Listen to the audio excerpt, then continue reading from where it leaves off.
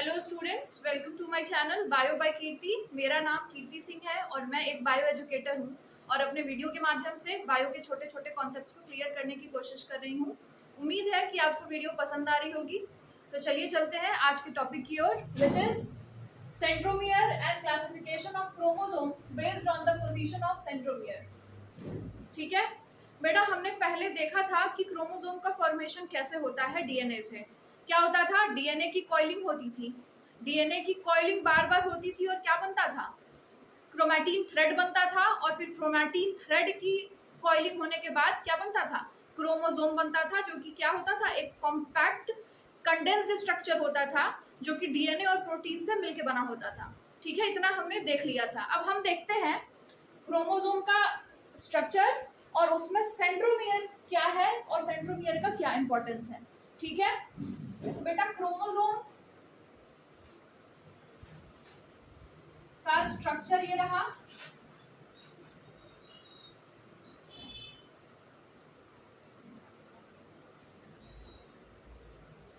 which can be like this or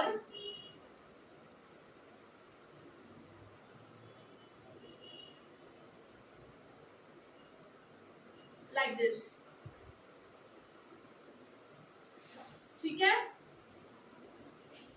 chromosome का structure हम दो तरीके से रिप्रेजेंट कर सकते हैं, ऐसे और ऐसे। दोनों में क्या डिफरेंस है बेटा? ये एक नॉन डुप्लीकेटेड क्रोमोसोम है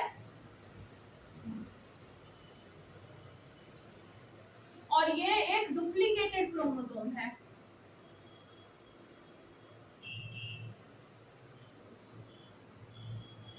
ठीक है, दोनों में डिफरेंस क्या है? ये नॉन डुप्लीकेटेड क्रोमोसोम है, ये अपने आप में एक कंप्लीट स्ट्रक्चर है बेटा। इसमें सारी जीन्स होती हैं और हमारे सेल में जब सेल डिवाइड नहीं हो रहा होता है, ठीक है, तो क्रोमोसोम ऐसा ही दिखता है।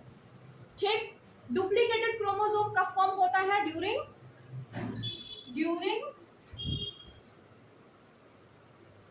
Cell division. During cell division, ठीक है।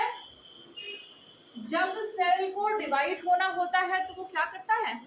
अपने क्रोमोसोम को डुप्लीकेट कर देता है। डुप्लीकेशन कैसे होता है? डीएनए कंटेंट डबल हो जाता है। डीएनए पहले डुप्लीकेट होता है और डीएनए अगर डुप्लीकेट होगा तो क्रोमोसोम ऑटोमेटिक डुप्लीकेट हो जाएगा, क्योंकि क्रोमोसोम डीएनए से बना होता है। ठीक है, तो नॉर्मली क्रोमोसोम ऐसा होता है और जब सेल डिवीजन होना होता है तो ये क्रोमोसोम ऐसा दिखने लगता है।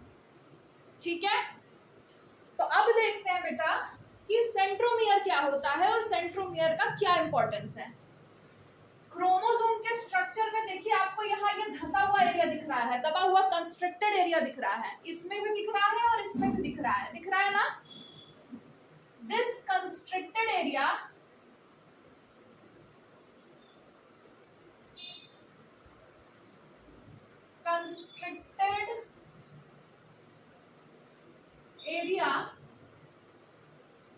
इस कंस्ट्रिक्टेड एरिया को हम क्या बोलते हैं? इसे हम बोलते हैं, क्या बोलते हैं? सेंट्रोमियर बोलते हैं। क्या बोलते हैं? सेंट्रोमियर, ये रीजन। ये सेंट्रोमियर आपको नॉन डुप्लीकेटेड क्रोमोसोम में भी दिखाई देगा और डुप्लीकेटेड में भी दिखाई देगा। ये देखो, ये रहा, दिस इज सेंट्रोमियर। क्या होता है? ये कंस्ट्रिक्टेड एरिया होता है, ठीक है, जिसको हम क्या बोलते हैं? सेंट्रोमियर। इसका एक और नाम होता है, इसको हम क्या बोलते हैं? Primary constriction. क्या बोलते हैं? Primary constriction. ठीक है, प्राइमरी कंस्ट्रिक्शन ही सेंट्रोमियर है, सेंट्रोमियर ही प्राइमरी कंस्ट्रिक्शन है। गंगाधरी शक्तिमान है, शक्तिमान ही गंगाधर है। ठीक है, ठीक। सेंट्रोमियर में क्या होता है? कंस्ट्रिक्टेड पोर्शन होता है, कंस्ट्रिक्टेड एरिया होता है, जिसको हम क्या बोलते हैं? Primary constriction. इसको हम क्या बोलते हैं, सेंट्रोमियर। समझ में आया। अब सेंट्रोमियर एक दबा हुआ सा पोर्शन है, उसको उसकी इतनी इंपॉर्टेंस क्यों है, उसकी बहुत सारी इंपॉर्टेंस है बेटा, आइए देखते हैं।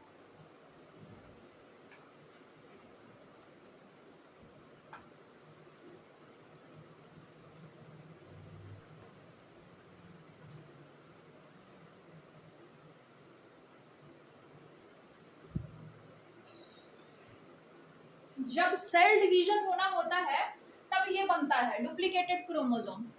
तो क्यों बनता है, डिवाइड होने के लिए बनता है ना। अगर क्रोमोसोम डुप्लीकेट हुआ है, दो कॉपी बनाया है, तो मतलब क्या है, जब सेल डिवीजन होगा तो ये दोनों कॉपीज क्या होंगी, सेपरेट होंगी और क्या होंगी, अलग अलग सेल्स में चली जाएंगी। ठीक है, ये होता है कि जो दो आइडेंटिकल कॉपीज होती है क्रोमोसोम की, दो आइडेंटिकल कॉपीज होती है क्रोमोसोम की,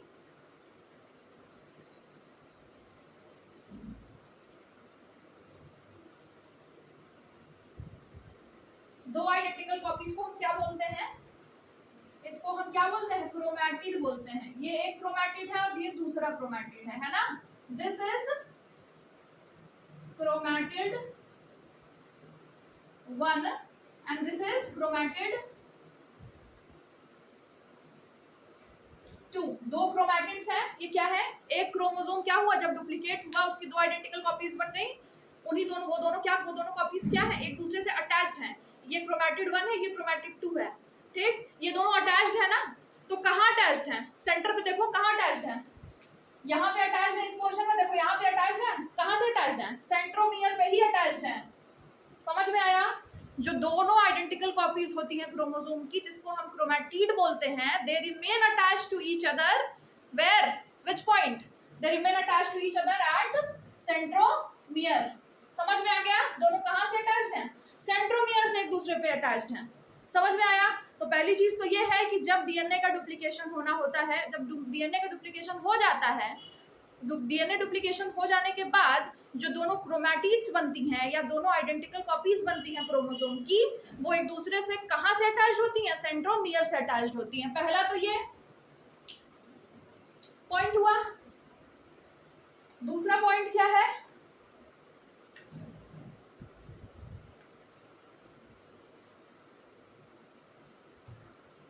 देखो बेटा,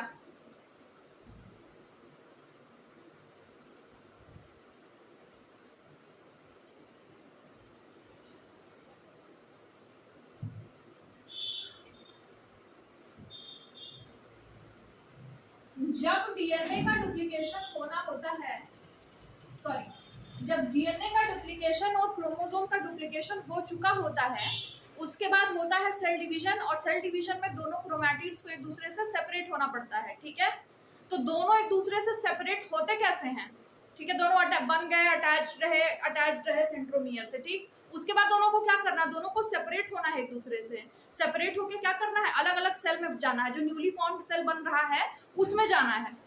ठीक, तो दोनों एक दूसरे से अटैच तो रहते हैं, लेकिन जब दोनों एक दूसरे से सेपरेट होते हैं, जब दोनों एक दूसरे से सेपरेट होते हैं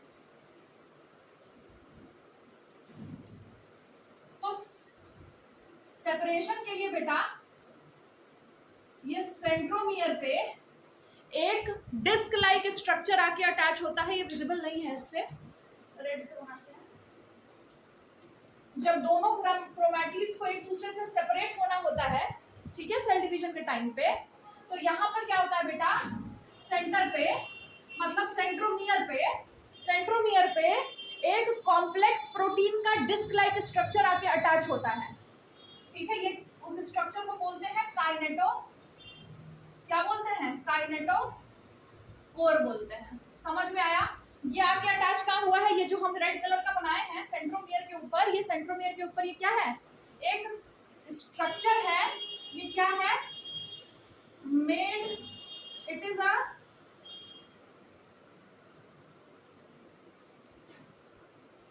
कॉम्प्लेक्स स्ट्रक्चर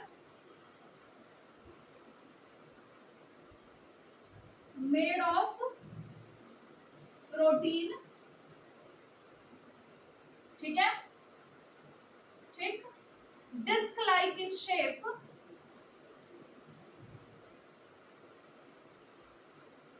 ठीक, क्या है, कॉम्प्लेक्स स्ट्रक्चर है प्रोटीन से बना होता है और कैसा होता है, चपटा सा, फ्लैट सा, गोल सा होता है, ठीक है, डिस्क के जैसा होता है, डिस्क लाइक इन शेप, ठीक है, अटैच्ड एट सेंट्रोमियर, ठीक है, सेंट्रोमियर पर आकर अटैच हो जाता है और करता क्या है, क्या करता है बेटा, क्रोमैटिड्स को सेपरेट करने में मदद करता है, ठीक है, helps in separation of chromatids,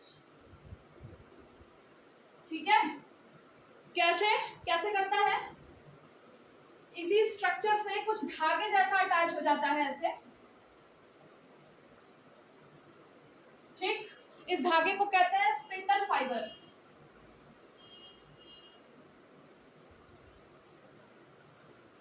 समझ में आया, नहीं समझ आया तो सेल डिवीजन जब हम पढ़ाएंगे तो समझ में आ जाएगा, ठीक है।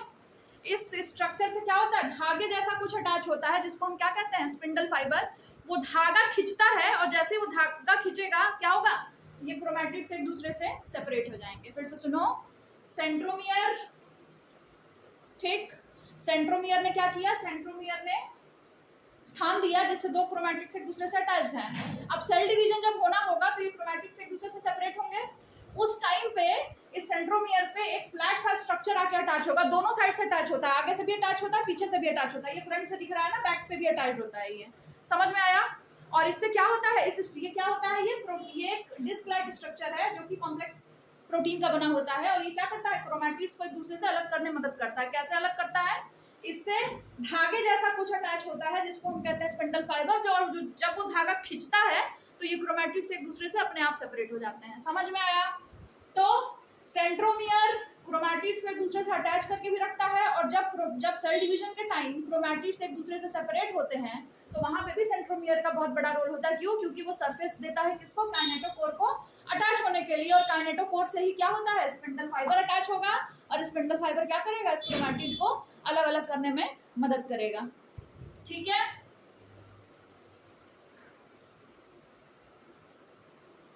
यही दो रोल्स हैं इसके।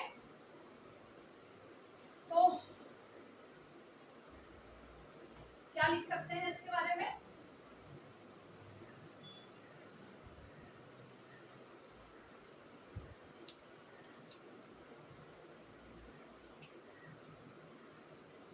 अच्छा एक बात और, बना किस चीज का होता है ये सेंट्रोमियर पे, होता क्या है, ऑब्वियसली पूरा का पूरा क्रोमोसोम जब डीएनए का बना हुआ है तो सेंट्रोमियर पे भी डीएनए ही होगा, लेकिन जो सेंट्रोमियर पे जो डीएनए होता है बेटा, ठीक है, वो एक स्पेशल डीएनए का सीक्वेंस होता है।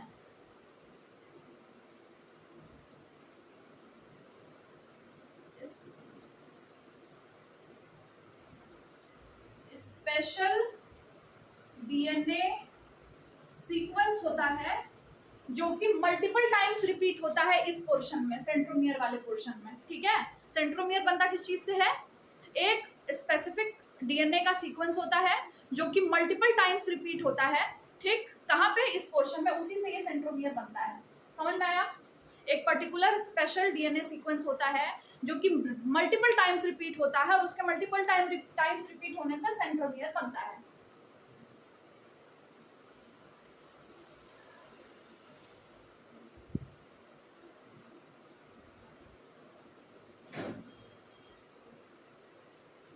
multiple times forming a constricted region in chromosome known as centromere, ठीक है, समझ गए। एक स्पेशल डीएनए का सीक्वेंस होता है जो मल्टीपल टाइम्स रिपीट होता है, और उसके मल्टीपल टाइम्स रिपीट होने से कंस्ट्रिक्टेड रीजन बनता है जो कि क्या, जिसको हम क्या बोलते हैं, सेंट्रोमियर बोलते हैं, ठीक। ये क्या करता है, फंक्शन क्या होता है इसका, पहला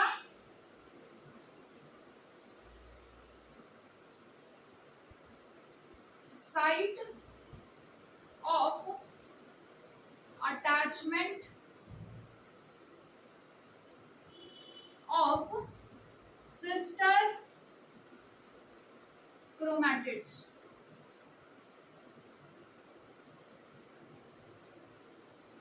क्या है? वो जगह है जहां पे क्या होता है, क्रोमैटिड्स एक दूसरे से अटैच होते हैं। सिस्टर क्रोमैटिड क्यों बोल रहे हैं? दोनों एक दूसरे से अटैच है, इसलिए इनको क्रोमैटिड 1 क्रोमैटिड 2 को सिस्टर क्रोमैटिड बोलते हैं। ठीक है। दूसरा क्या करता है?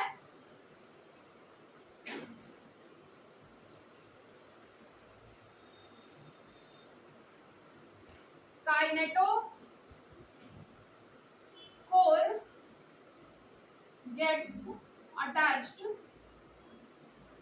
To it. इस पे क्या होता है? काइनेटोकोर अटैच होता है। और तीसरा क्या होता है?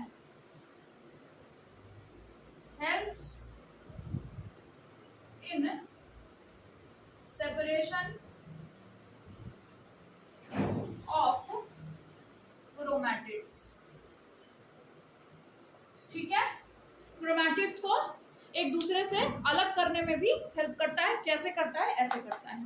ठीक। आई होप ये सेंट्रोमियर क्लियर हो गया होगा। चलिए चलते हैं क्लासिफिकेशन ऑफ क्रोमोसोम पे। ठीक है। आपको स्क्रीनशॉट लेना हो तो ले सकते हैं। चलिए अब देखते हैं क्लासिफिकेशन ऑफ क्रोमोसोम।